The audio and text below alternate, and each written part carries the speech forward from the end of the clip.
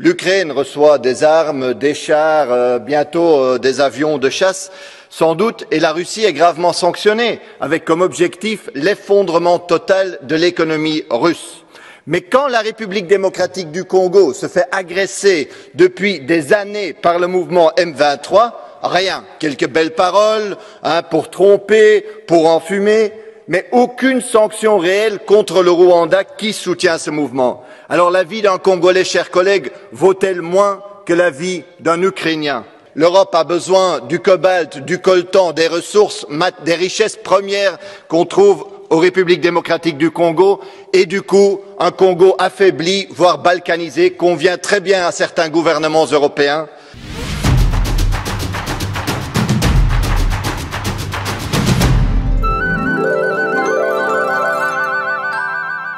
La situation sécuritaire dans l'est de la République démocratique du Congo, le déploiement de plus de 2000 soldats sud-africains sur le sol du Kivu, et aussi les résolutions du Conseil de sécurité qu'a tenu M. Peter Kazadi avec le responsable de la ville de Kinshasa, ce sont les sujets qui nous ont amenés ici faire cette entrevue avec M.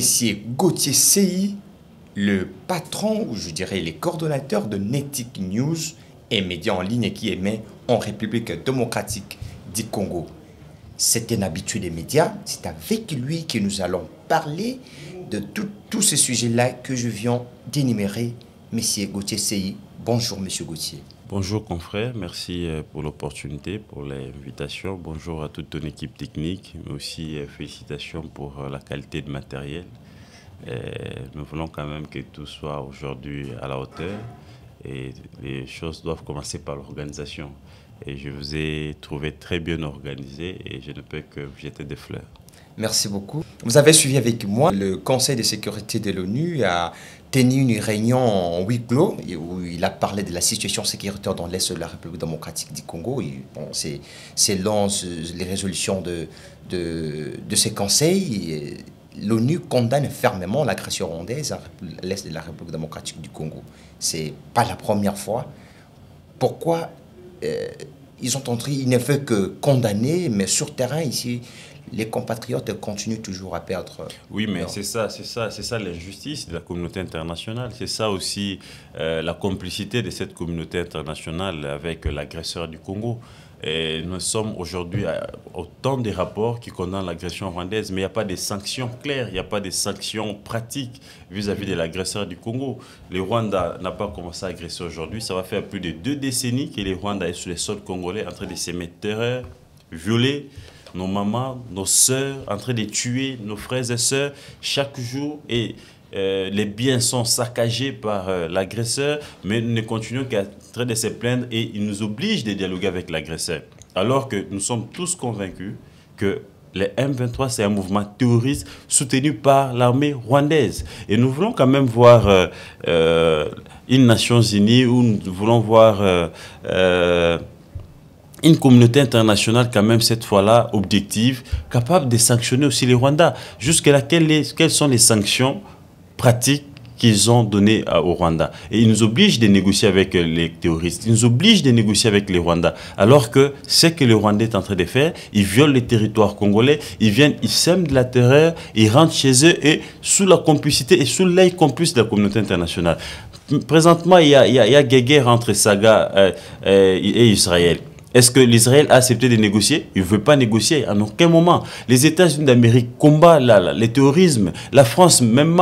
Quel est le pays là du monde qui adopte ou qui consent le terrorisme? Et pourquoi ils veulent que la République démocratique du Congo puisse négocier avec les terroristes? Je pense qu'à ce stade de niveau, on ne doit plus continuer à se plaindre. Nous avions longuement attendu la main des Nations Unies, la main de la communauté internationale, mais jusque-là, rien n'arrive. Nos frères continuent à mourir. Pendant que nous sommes en train de faire cette émission, des amis, nos enfants, nos petits frères sont en train de se déplacer des sacs parce qu'il y a des bombes qui sont tombées et selon certaines informations, ça qui serait déjà entre les mains de l'ennemi. Oui, donc, il est maintenant temps que nous puissions agir. L'armée congolaise n'a pas un problème d'effectifs. L'armée congolaise n'a pas un problème de techniciens. La technique, elle est là. L'effectif est là. Nous avions un problème de politique sécuritaire. C'est vrai, nous avions été longtemps infiltrés au plus haut niveau. Mais maintenant, il faudrait que les gouvernements congolais puissent voir quel est le budget qu'on peut allouer à l'armée pour motiver ces soldats, ces vaillants soldats qui sont au front, afin qu'ils puissent mouiller les maillots. Parce que c'est inadmissible, chers confrères. Quelqu'un est au front, il abandonne enfants et femmes, et après il apprend de sa famille qui n'ont pas à manger, les enfants ne sont pas allés à l'école, que la femme est malade, elle est incapable de se faire soigner, tout simplement parce que les salaires maudits que touchent les maris ne permettent pas à cette famille de nouer les débuts du mois. Quelle est la motivation que peut avoir un soldat comme ça au front? Alors qu'on a des députés, on a des ministres qui touchent jusqu'à 50 000 $. Je pense qu'il faut maintenant renverser la pyramide. Il faut maintenant mettre autant de budget dans l'éducation, autant de budget dans la sécurité pour que nos soldats puissent montrer de quoi ils sont capables, mais aussi les équiper des matériels performants, des derniers cris pour essayer de bouter dehors l'ennemi qui est le Rwanda. Quand vous parlez de la sanction des Nations Unies infligée au Rwanda, eh bien, nous avons vu pendant l'époque de Kabila, Lambert Mende condamné par ces forces-là étrangères, et on a vu beaucoup d'autorités ici condamnées, mais on a refusé, on a boycotté. Et si aujourd'hui même le Rwanda, ou soit l'ONU condamnait le Rwanda, sanctionner le Rwanda et que le Rwanda boycotté continue toujours à s'émettre en République démocratique du Congo, en quoi ça sort? Est-ce que c'est pas un problème congolais, rwandais ou soit... Non, il y a une différence entre les sanctions que les Corneille Nangaa, les Lambert Mende ont eu de la communauté internationale et les sanctions que l'État ou le gouvernement rwandais... Il s'agirait de quelles conditions? Parce que là, il s'agit... de quelles sanctions? Voilà, les sanctions que Mende et les autres dont ils ont été victimes, ce sont des sanctions personnelles. Ils ont violé certains droits de l'homme, ils ont violé autant de principes et ils ont été sanctionnés de ne pas fouler leurs pieds. Les Mende, Bochab, ils ne peuvent plus aller aux États-Unis d'Amérique, ils ne peuvent plus aller à l'espace Schengen parce qu'ils risquent d'être arrêtés et jugés. Mais là, il s'agit des sanctions diplomatiques, mon cher ami. Par exemple, on arrête toute aide à la République rwandaise. Les États-Unis s'est dit, on ne peut plus venir en aide à la République rwandaise. Tout projet de collaboration, de coopération, on peut suspendre ça. Rien que pour asphyxier les Rwandais pour qu'ils puissent revenir à la raison. Ils l'ont fait avec la Russie. Pourquoi la question de l'Ukraine intéresse tant la communauté internationale, mais la question du Congo, les gens semblent un peu zapper cette histoire. C'est vrai, il y a une responsabilité personnelle. Le gouvernement n'a pas été à l'auteur pour faire, n'est-ce pas, pour activer notre diplomatie, parce que je vous informe déjà que nos diplomates qui sont éparpillés dans le monde, ils sont impayés, ça fait maintenant 5 mois.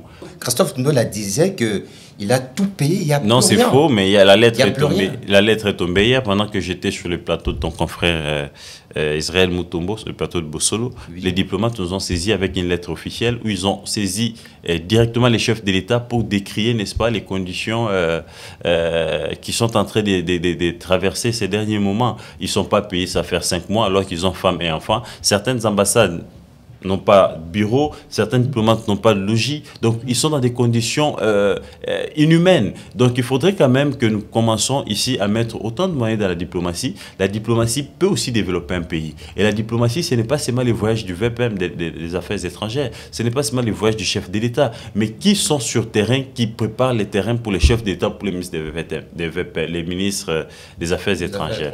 Mais c'est bien sûr ces diplomates-là qui sont en contact permanent avec le gouvernement de ces pays voisins ou de ces pays partenaires. Et si ces gens-là ne sont pas entretenus, si ces gens-là ne sont pas dans de bonnes conditions, mon cher ami, comment voulez-vous qu'ils puissent se donner à fond afin de trouver des solutions qui peuvent développer ou régler les problèmes de l'insécurité de l'Est? Ça aussi, c'est le problème.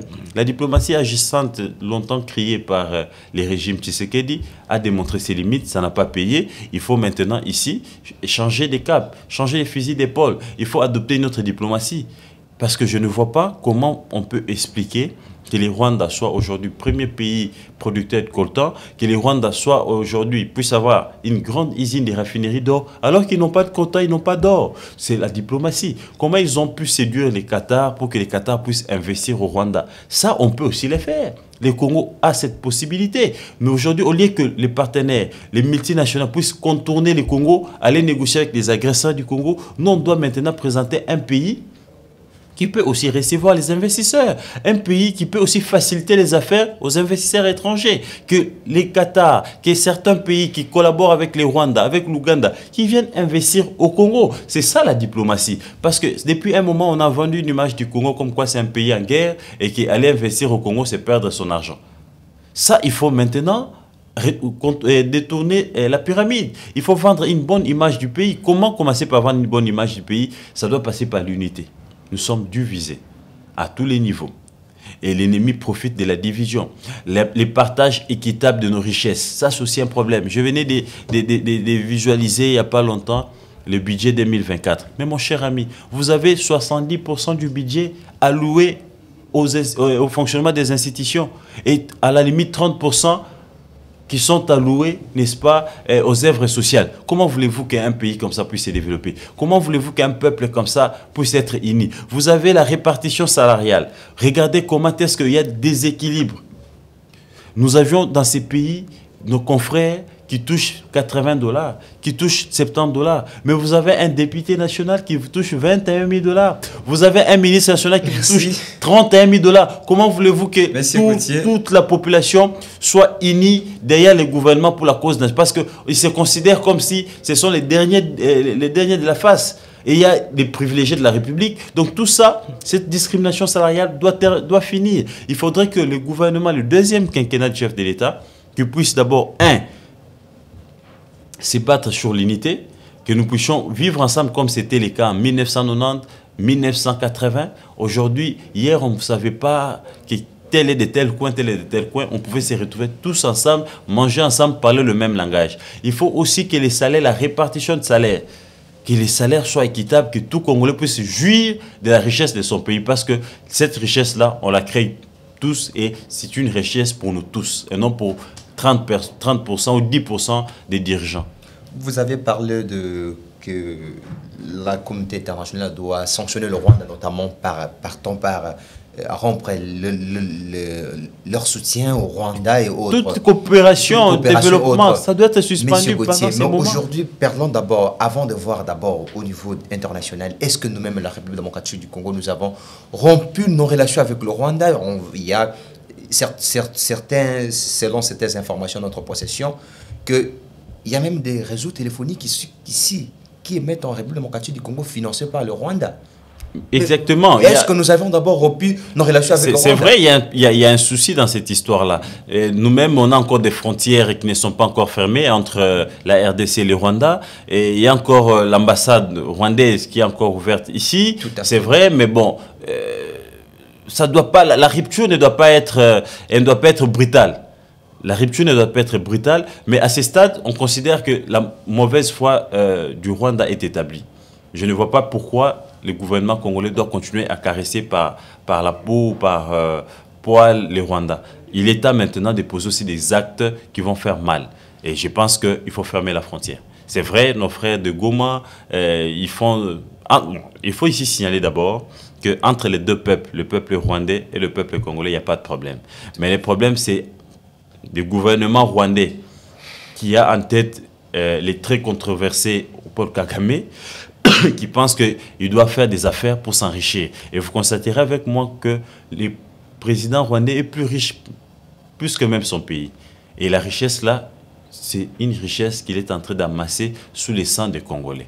Mais moi, je pense qu'il faut un moment que nos frères de Goma, nos frères du Kivu comprennent. Il faut barrer la frontière. Et il faut fermer cette est-ce que cette procédure-là... Cette ambassade. Il faut interdire aux vols rwandais de survoler sur notre espace. Donc moi, je pense qu'il faut des sanctions parce qu'ils ont démontré leur mauvaise foi et c'est chaque jour qu'ils sont en train de tuer. Et là, nous sommes à la 4e bombe qui est tombée à Goma. Donc combien de morts?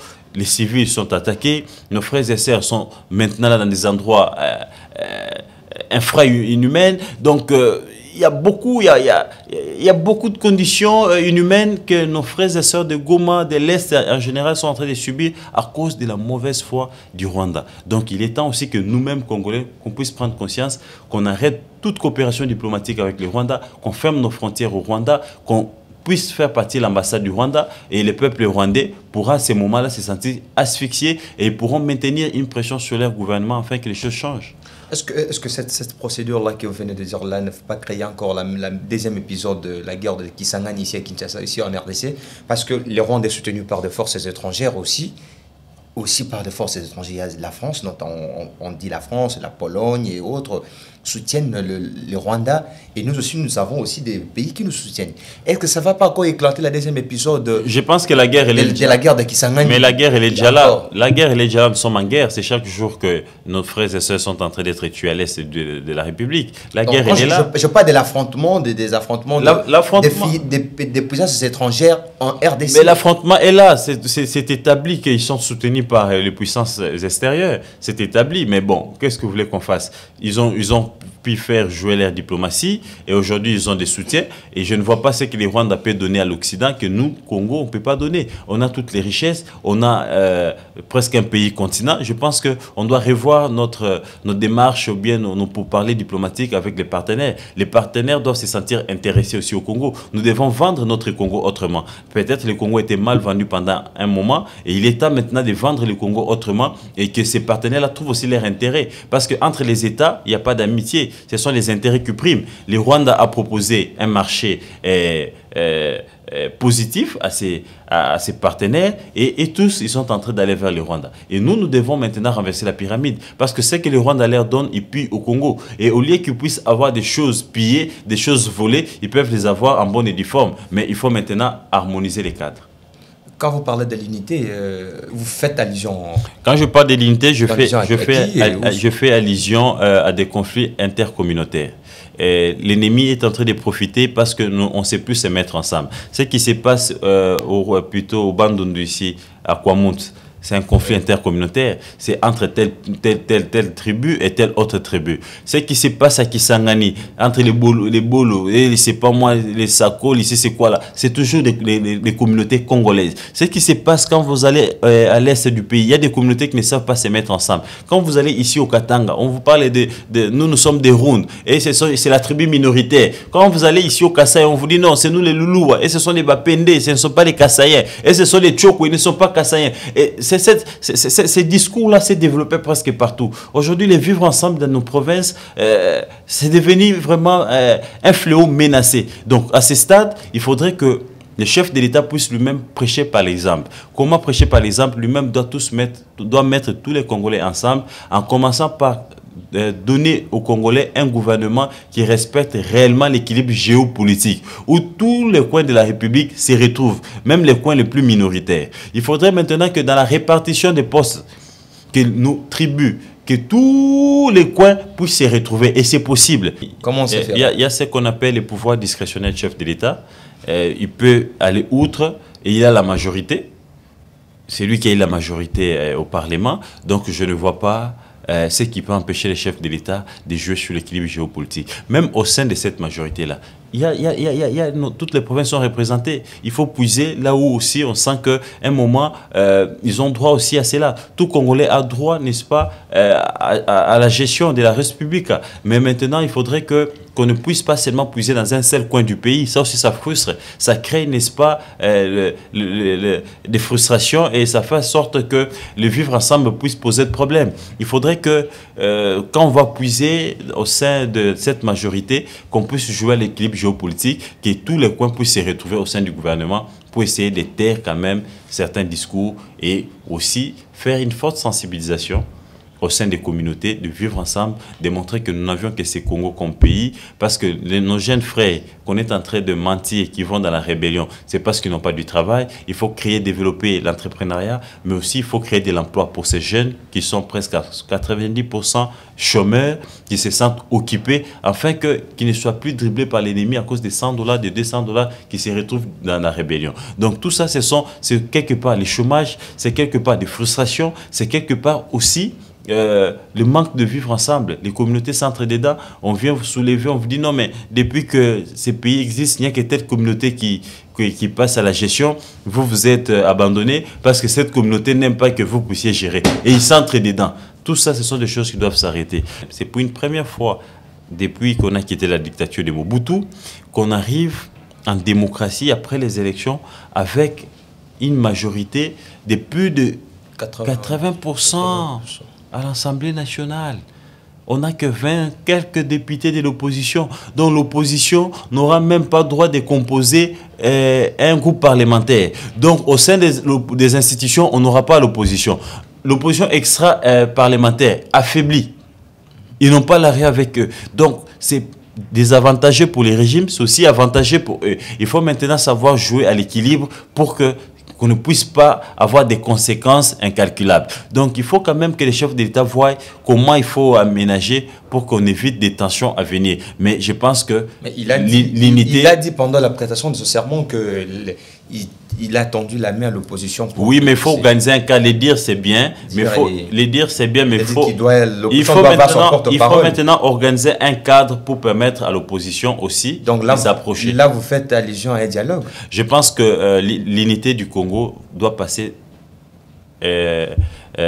immédiatement par un dialogue entre acteurs politiques congolais autour d'une table, qu'on se dise des vérités, qu'on puisse taire les différends et on puisse s'unir pour combattre l'ennemi. En interne, nous sommes divisés. Il y a certains qui pensent qu'on les a volé la victoire, certains pensent qu'ils ont gagné. Donc il y a beaucoup de frustrations au sein de la classe politique et de la société civile. Il faudrait que la société civile, la classe politique, qu'on puisse se mettre autour d'une table, qu'on réfléchisse, qu'on puisse créer un modèle type de sécurité à la congolaise pour que nous puissions mettre fin à l'insécurité à l'Est. Sinon, ça sera toujours des problèmes et ça sera nos frères et sœurs qu'on va commencer à perdre.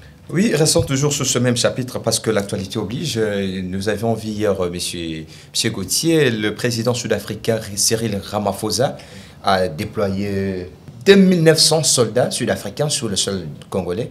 Bon, il a donné son accord pour que ce dernier vienne en aide pour défendre l'intégrité du territoire congolais. Est-ce que la question de l'insécurité dans l'Est de la République démocratique du Congo, c'est l'insuffisance des brigadiers ou soit c'est un problème politique, M. Gauthier? L'insécurité à l'Est, oui, j'ai suivi comme tout le monde. J'ai vu une éthique news aussi traiter cette question. 2900 éléments qui vont envoyer sur les sols congolais. Mais la question qu'il faudra se poser, est-ce que le problème, c'est un problème d'effectif? C'est ça le problème. Parce que je vous rappelle qu'il n'y a pas, longtemps, il y avait l'EAC qui était là, sur les sols congolais, avec les soldats kenyans. Il n'y a pas eu de solution. Et aujourd'hui, il y a la SADC qui est sur terrain. Il n'y a pas toujours de solution. Est-ce que le problème, c'est les structures de la sous-région, c'est une coopération militaire, ou le problème, c'est la prise en charge de la question sécuritaire de l'Est par les gouvernements congolais? Moi, je pense que le problème, il est interne. L'effectif... Selon vous, cette offre de Cyril n'a pas sa raison d'être. On n'a pas un problème d'effectif, on n'a pas un problème de techniciens. On a battu ces terroristes-là en 2008, si je ne me trompe pas, avec l'armée congolaise. On n'avait pas fait appel à une armée quelconque. Donc, ça va encore coûter pour l'État congolais. Ça va coûter pour l'État congolais, mais aussi on continue à créer des zones d'insécurité. Quand ces gens-là viennent, ils viennent avec d'autres agendas. Ils ne viennent pas avec l'agenda de restaurer la paix et de bouter dehors l'ennemi. Ils viennent avec l'agenda de faire des affaires. Et c'est eux qu'on voit commencer maintenant à exploiter nos minéraux. C'est eux qu'on voit commencer maintenant à sécuriser, à accompagner l'ennemi. Donc je pense que le gouvernement doit réfléchir. Nous ne devons pas continuer à offrir des fronts et continuer à ouvrir des portes à l'ennemi. Le problème, ce n'est pas un problème d'effectif. C'est vrai, l'offre de l'armée sud-africaine, je ne sais pas dire que c'est inopportun, c'est opportun, mais je dirais, à ce stade, l'effectif est là, la technique est là, qu'on mette de moyens. Mais moi, en tant qu'analyste, en se référant à l'histoire, on a eu autant de soldats sur les sols congolais, ça crée toujours de l'insécurité. Ça a intensifié l'insécurité. Ça n'a pas mené de solutions. Et ça a coûté au trésor public. Ça va faire autant d'années que la MONUSCO est au Congo. Ça va faire quelques mois que l'EAC était ici. Ça va faire quelques mois que le SADC est au Congo. Mais rien ne se passe. Donc je pense que le vrai problème, il faudra qu'on puisse compter sur notre propre armée au lieu de compter sur les gens qui viennent de l'extérieur. Monsieur Gauthier, je vous apprends même qu'au moins, il n'y a pas longtemps que j'étais à Goma à une mission de service et j'étais jusqu'à la barrière, à la grande barrière entre le Rwanda et la RDC au niveau de Goma. Mais là, quand vous partez à Goma, là, on vous dit qu'ici, tous les deux peuples vivent en harmonie, il n'y a rien. C'est c'est Kinshasa, tout ce que vous voyez à Kinshasa là-bas, nous on ne le voit pas ici.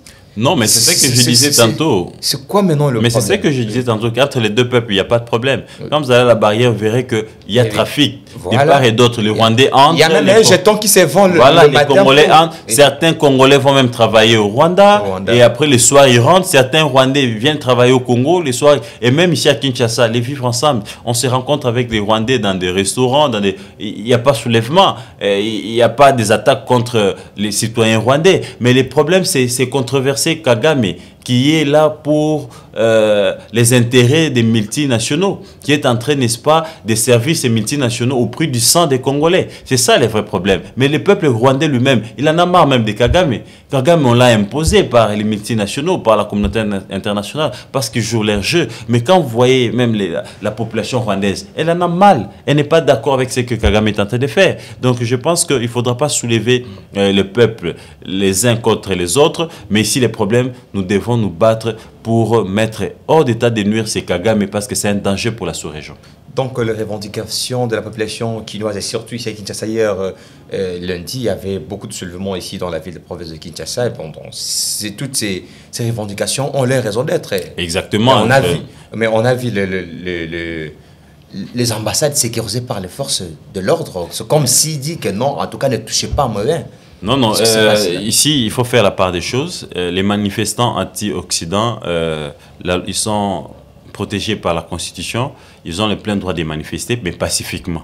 C'est vrai qu'à un certain moment, il y a quand même débordement. On a touché aux diplomates, on a touché aux biens, véhicules et autres choses des diplomates. Ça, c'est la violence. Ça, ce n'est pas bon. Ça risque de ne pas être profitable pour notre pays. Mais manifester, contester, désapprouver ou dénoncer la complicité de la communauté internationale, ça c'est très bon. Et j'ai vu la complicité de tous les Congolais, de partout, de la diaspora et ici en interne, nous sommes soulevés comme un seul homme pour contester, mais aussi pour décrier la complicité de la communauté internationale. Mais je condamne l'agression, je condamne la violence qui aboutit à des attaques contre le personnel de la MONUSCO, contre certains diplomates et contre leurs biens. Ça, ce n'est pas bon. Mais nous devons manifester pacifiquement. Donc, s'ils ont été sécurisés, parce qu'à un certain moment, certains compatriotes ils étaient dépassés par l'émotion, par la colère, ils sont allés jusqu'à toucher au corps, jusqu'à casser. Ça, nous condamnons la violence. Nous sommes un pays démocratique. Les manifestations doivent se faire pacifiquement et en républicain. Toujours dans ce même chapitre, notre joueur qui représente le couleur nationale au Rwanda, Héritier Luvumbu, et qui jouait son match hier, et la chance l'a assuré de marquer. Il s'était réjoui avec le signe que j'appelle les signes que nos léopards ont manifesté le jour de la CAN pour décrier que nous sommes tués à l'est de la République démocratique du Congo. Et on nous apprend que Héritier Luvumbu a un problème au niveau du Rwanda et avec son club. Il se peut qu'il soit viré de ce club-là. Oui, j'apprends ce matin qu'il a été remercié par les clubs. Vous comprenez que c'est un pays où la dictature sévit et que tout ce qui s'est fait là-bas, c'est alléluia. Et comment ils agissent immédiatement et nous, on doit toujours passer par la voie diplomatique. C'est ce que je dis. Ça, c'est un comportement à ne pas encourager. C'est un comportement à condamner. Déjà, dans l'esprit de ces super structures de foot, la CAF, la FIFA, tout ça, ce sont des structures apolitiques. Ils se sont organisés pour être loin de la politique. Mais vous comprenez que le Rwanda, c'est un pays où la dictature sévit avec Paul Kagame. Et donc, ces clubs-là, certainement, ils ont subi la pression du régime Kagame pour mettre dehors notre compatriote qui a contesté ou qui a manifesté au sein de leur pays. Et ça a un impact. Et même s'il est viré, je pense que le gouvernement congolais doit prendre en charge ces compatriotes qui a pris les risques. Ils pouvaient même être tués.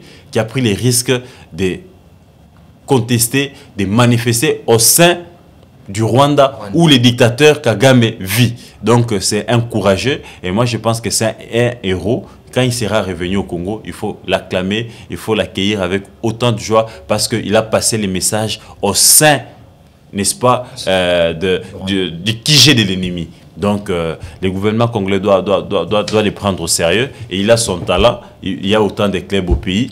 Et je pense qu'il peut aussi être acheté ailleurs. Mais je condamne quand même que la Fédération de football rwandaise puisse céder à la pression politique, alors que je pense qu'ils auront des sanctions du côté de la CAF et puis de la FIFA. Je pense que les sanctions vont tomber. Je pense que la FIFA et la CAF, il faudra que la FECOFA s'active là-dessus et que les managers de notre compatriote puissent aussi s'activer. Il faut que cette équipe-là soit sanctionnée et que la Fédération de football aussi rwandaise puisse être sanctionnée. Il doit être dédommagé. On ne peut pas le faire partie de cette manière-là. Mais quand vous parlez de ce qui s'est passé au niveau de la CAN, non, on ne peut pas condamner la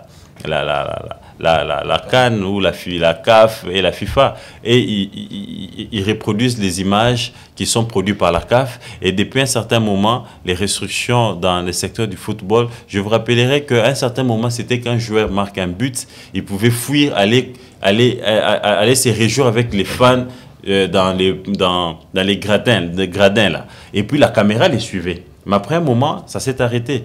La caméra ne suit plus les joueurs qui quittent les terrains pour aller se réjouir avec les fans. Parce qu'ils avaient compris que c'était de la publicité gratuite. Et depuis, dans les principes du football, ils veulent être hors la politique, mais hors la publicité politique aussi. Mais je pense que s'il faudrait laisser la tribune à la RDC, demain, ça sera le Mali. Après-demain, ça sera les Soudan. Je pense que ce n'était pas les cadres. Les joueurs ont manifesté parce qu'ils étaient dans l'air de jeu. Ça a été salué. Mais les images de compatriotes où ils accusaient certains pays qui sont aussi membres de la CAN, je pense que nous, on a eu une tribune ici, le 9e jeu de la francophonie, où on pouvait les faire en dehors des jeux. Parce que les jeux là sont apolitiques. On ne peut pas faire une publicité politique au sein des jeux. Mais on a eu plus de 16 chefs d'État qui sont venus à ces Jeux de la francophonie. Est-ce qu'on avait inondé nos artères, nos boulevards, nos avenues avec des messages de dénonciation de l'agression rwandaise? Non. Est-ce que Mouyaya avait capitalisé ces moments-là pour, n'est-ce pas, vendre l'image ou mettre des écrans géants par-ci, par-là, balancer des images de nos frères et sœurs qui sont violés des atrocités du Rwanda pour que le monde ou les caméras du monde qui étaient braquées chez nous pendant cette période-là puissent voir ce qui se passe réellement à l'Est. Ils ne l'ont pas fait. Le seul qui a essayé de capitaliser, c'était l'artiste Ferrego. Là. Quand on l'a donné la tribune pour chanter, il a commencé par poser la question de l'Est dans la chanson. Là, on ne pouvait pas refuser parce qu'il chantait, c'est une chanson qu'il a chantée pour les atrocités de l'Est. Et le message est passé, mais malheureusement, bon, c'était un lingala, mais quand même, c'est passé. Lui, au moins, il a saisi l'occasion. Mais les gouvernements, les organisateurs, c'était les images des Fachi. Et après, on a vu les images d'Isidore Kwanja. C'était Mouyaya qui faisait ses briefings matin, midi, soir. Il ne tenait même pas compte de l'insécurité à l'Est. Tout ça, moi, je pense qu'on ne doit pas aussi tout le temps pointer du doigt à l'extérieur. On est aussi responsable quelque part. Les gouvernements est fautif. Et voilà, aujourd'hui, ils se permettent dans un bureau climatisé avec cravate et faire les gestes des léopards. Mais monsieur, vous ne devez pas faire ces gestes. Vous devez agir. Les léopards, ils n'ont que l'air de jeu pour passer leur message.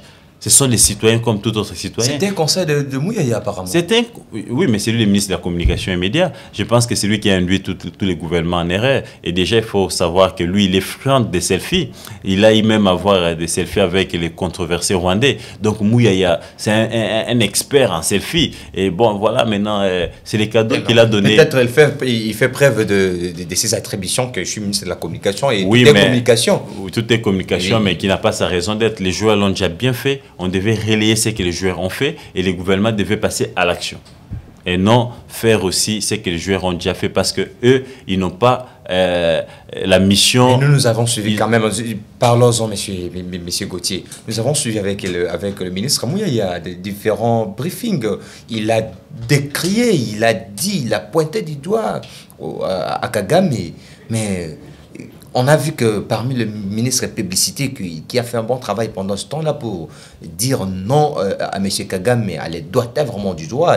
Mais on l'a vu. Non, oui, mais Mouyaya a multiplié ses émissions que vous appelez briefing, il les fait chaque jour.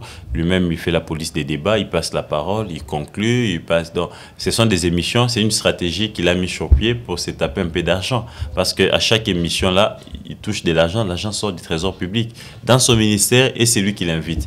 Mais les journalistes, c'est quand vous y allez, on vous donne les maigres $50, $100 à la limite, alors que c'est beaucoup d'argent qui sortent là-bas. Est-ce qu'il les fait réellement pour l'intérêt du gouvernement ou d'informer le peuple, ou c'est pour multiplier ses entrées? C'est ça aussi la question. Et quand vous il y a même certains confrères qui se plaignent là-dessus qu'il y a des journalistes présélectionnés déjà pour assister à cela. Oui, mais c'est un club d'amis. Oui, c'est un club d'amis. Quand vous dites que c'est le ministre qui a doigté, qui s'est attaqué à Kagame, mais écoutez, avec quel ton? Mouyaya, quand vous êtes endeuillé, vous n'avez pas le même ton. Quand vous avez la joie, vous n'avez pas le même ton. Mais Mouyaya, c'est quelqu'un qui... excusez-moi, on ne sait pas savoir quand est-ce qu'il est en colère, quand est-ce qu'il ne décolère pas contre le Rwanda.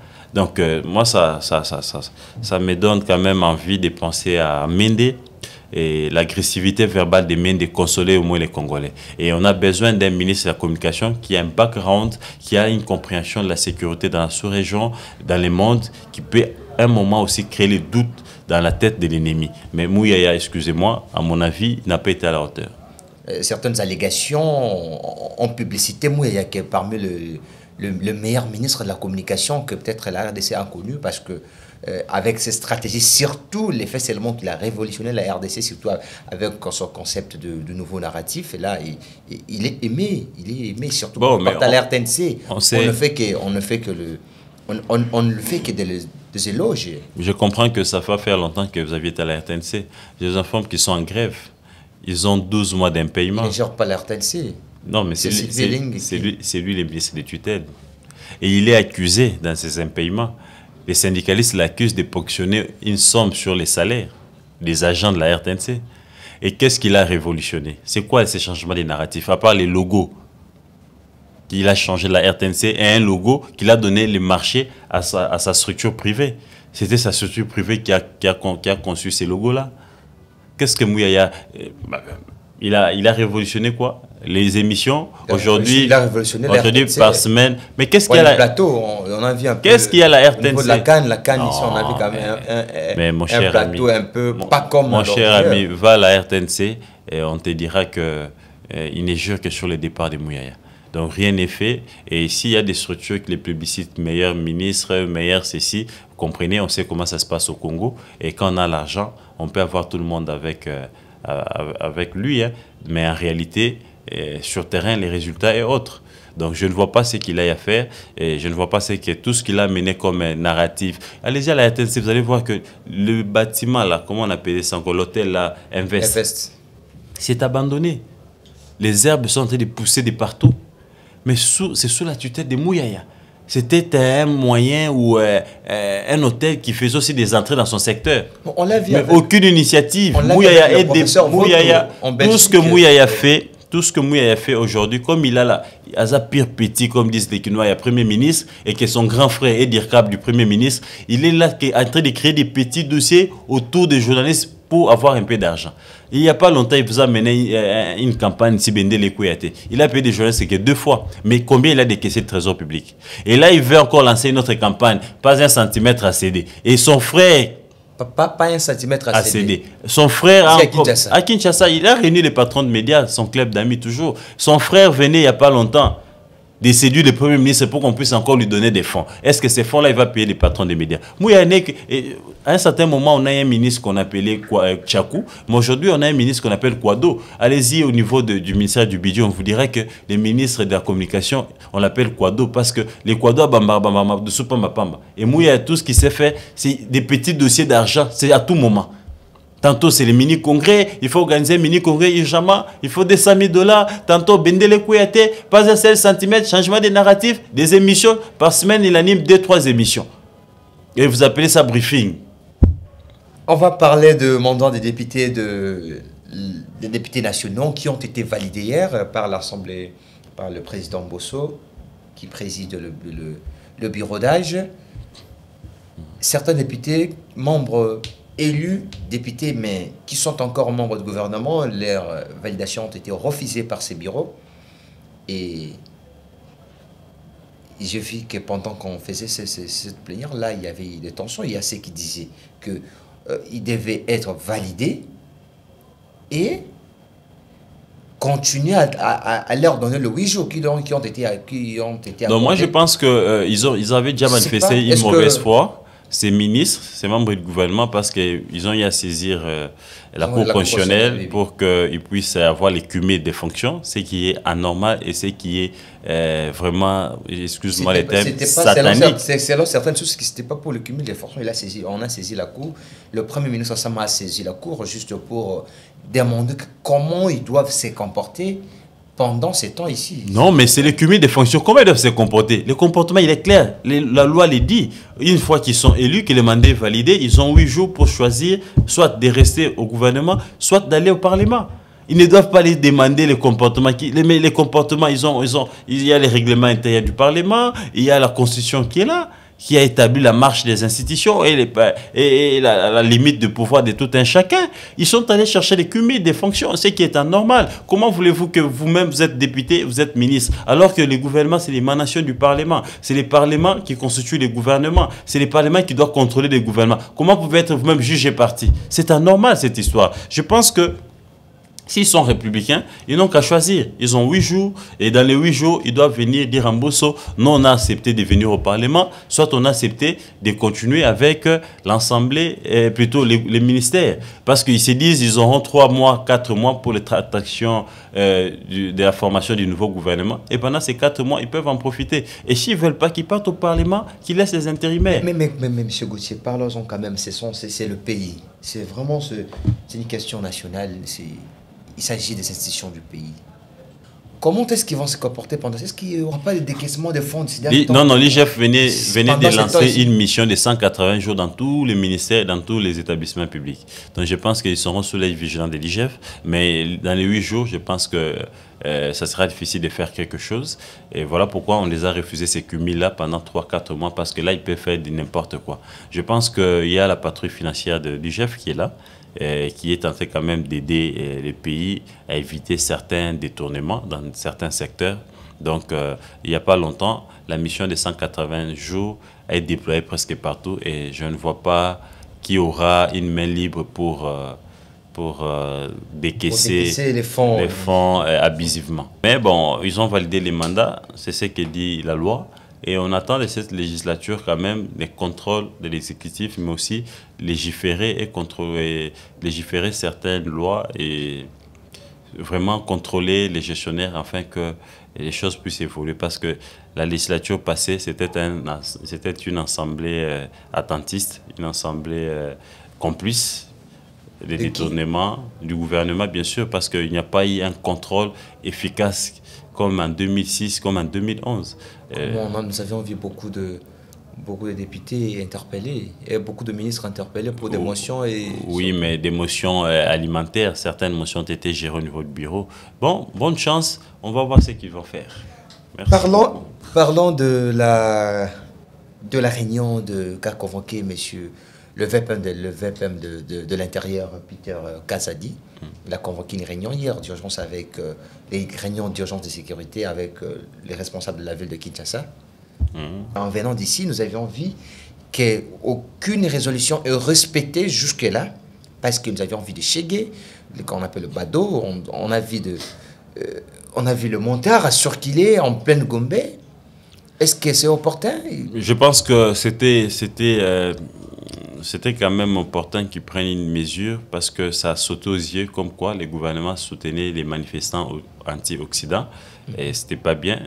Les manifestations doivent être libres, ça ne doit pas être surdoyé.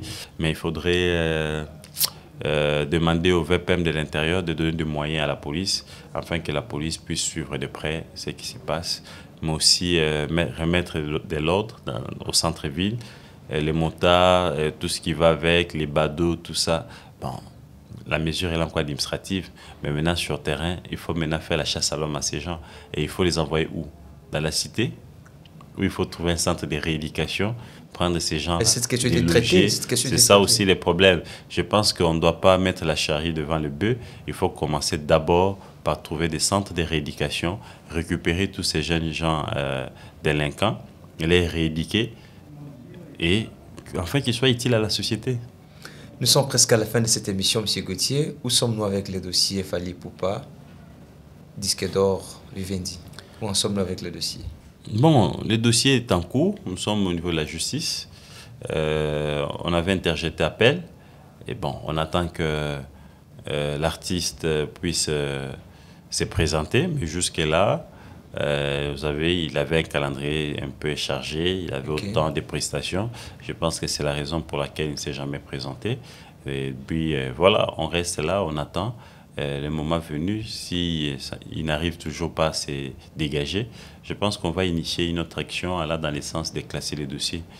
Sans suite. Bien sûr, parce que moi je suis disposé, mais les plaignants lui-même n'est pas disponible. Vous êtes gaulois ou Warion? Je suis journaliste, c'est vrai, je suis gaulois. C'est vrai, je suis citoyen. Hors la caméra, j'ai mes préférences. J'ai mes choix, j'ai une église où je vais prier, j'ai un musicien de préférence, j'ai peut-être un politicien que j'apprécie, mais devant la caméra et devant les micros, je reste journaliste et l'objectivité poursuit au fait. L'objectivité est l'élément moteur qui oriente mes débats, qui oriente aussi toute ma prise de parole. On pense qu'il y a des questions tabous sur lesquelles on ne peut pas placer un point de vue, et certains, non. Ce sont des hommes publics. Quand on accepte d'être un homme public, on peut s'atterrir aussi sur votre parcours. On peut aussi analyser sur votre vie, sur votre fonctionnement. Tout à fait. Ça a pris l'ampleur que ça a pris parce qu'il s'agissait d'une méga star. Oui. Mais je ne vois pas de question tabou. Et moi, Gauthier, c'est qu'on parle de Félix Tshisekedi. Quand on parle de ministres, je viens de parler des Mouyaya, je parle de certains mandataires. En quoi ils sont moins intéressants que Fally, Ferré, Kofi, Jibé? Ce n'est pas de la haine, M. Gauthier. Mais pourquoi? Donc j'ai de la haine contre Tshisekedi quand je critique sa gestion. Donc j'ai de la haine contre Mouyaya quand je critique sa gestion. J'ai de la haine contre Fouti quand je critique sa gestion à la CLSS. Arrêtons. Donc j'ai de la haine contre la communauté internationale quand je viens de critiquer leur comportement un peu large. Donc j'ai de la haine contre eux. C'est quoi cette façon de voir les choses? Quand c'est les autres, c'est objectif. Quand c'est toi, ça devient la haine. Nous devons arrêter de voir les choses de cette manière-là. Moi-même qui vous parle, j'ai été aussi sujet de beaucoup de critiques, de beaucoup d'analyses. Est-ce que j'ai été quelqu'un en justice? Je me considère comme un homme public et que les gens peuvent aussi émettre un avis sur mon comportement, mais aussi sur ma façon de vivre. Je ne trouve pas ça un problème. Et quand si je pense que ce n'est pas vrai ce qu'ils disent, j'ai le droit de rétablir la vérité. Pouvez-vous appeler si un jour vous rencontrez avec M. Fally Ipupa, M. Ntimba, vous pouvez les saluer comme tout autre compagnie. Mais déjà, je vous dis que je n'ai aucun problème avec la personne de Fally Ipupa. J'ai parlé du personnage de cet artiste Fally Ipupa. Parce qu'il faudra ici faire un distinguo entre les papas Fally Ipupa de ses enfants, les maris Fally Ipupa et l'artiste qui est de nous tous, qui nous appartient tous. Donc l'artiste est Fally, l'artiste est Ferré, l'artiste est Wéranson, Koffi Olomide. Ce sont nos artistes qui appartiennent aux Congolais. Donc tout Congolais de tout bord peut mettre un avis. Je n'ai pas parlé du papa de tel ou du mari de tel. La preuve, je n'ai pas abordé la question de son foyer, je n'ai pas abordé la question de ses enfants, je n'ai pas non plus abordé son physique. J'ai abordé, n'est-ce pas, l'artiste, ce qui lui a rendu public, c'est les chants, c'est la musique. Et j'ai parlé de la musique et je suis resté dans sa profession musicale. Merci, votre mot de la fin, M. Gauthier. Nous sommes presque à la fin de cette émission. Bon, merci de m'avoir accordé la parole. Je salue vos téléspectateurs et on reste disponible à débattre Congo et à parler toujours du Congo. Et puis, leurs suggestions, leurs remarques sont les bienvenues et on pourra les suivre et le mettre en pratique. Et mon compatriote de l'Est? Je suis de cœur avec eux. Ils savent que dans toutes mes interventions, je ne manque pas d'aborder la question de l'Est. Je suis attristé, mais tout ce que je sais faire, c'est de parler et d'écrire. ils me lisent régulièrement sur www.nethicnews.net. Je n'ai pas le pouvoir de toucher l'arme ou je n'ai pas le pouvoir d'ordonner quoi que ce soit. Tout ce que je peux faire, je ne peux que faire entendre ma voix et faire lire ma plume. Et je les fais presque chaque jour.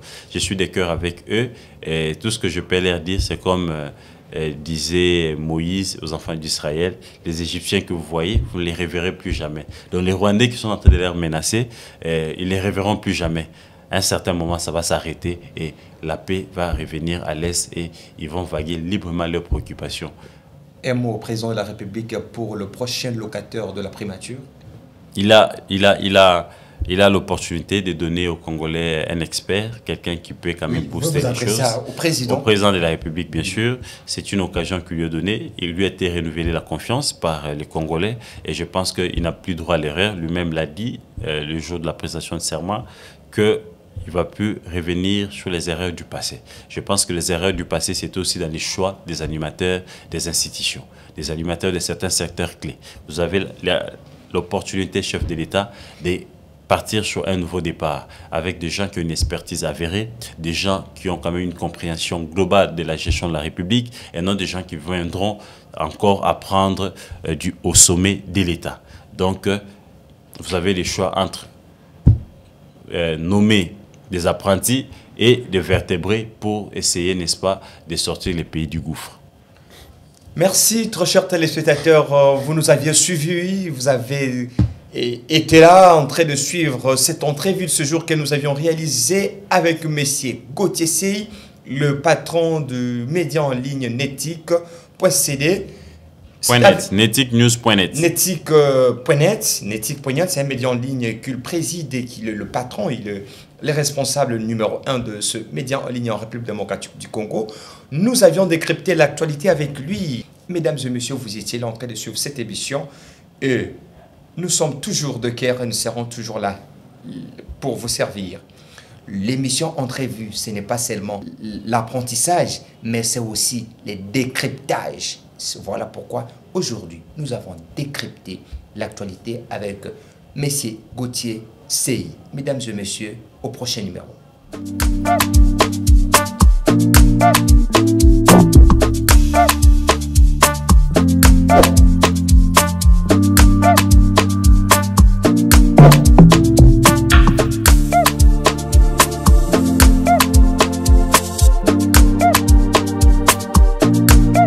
L'Ukraine reçoit des armes, des chars, bientôt des avions de chasse, sans doute, et la Russie est gravement sanctionnée, avec comme objectif l'effondrement total de l'économie russe.